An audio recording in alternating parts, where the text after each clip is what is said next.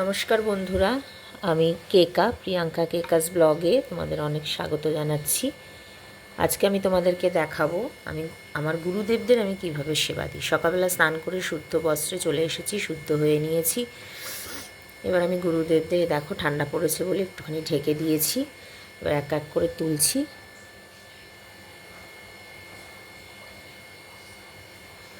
গুরুদেবদের আলোকক্ষেত্রে আমি এভাবেই সেবা অর্পণ করি।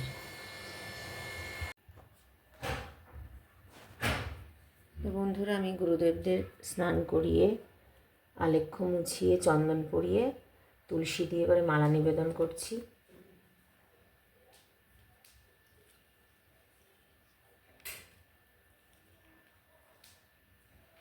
এবার আমি সেবা দিয়ে দেবো।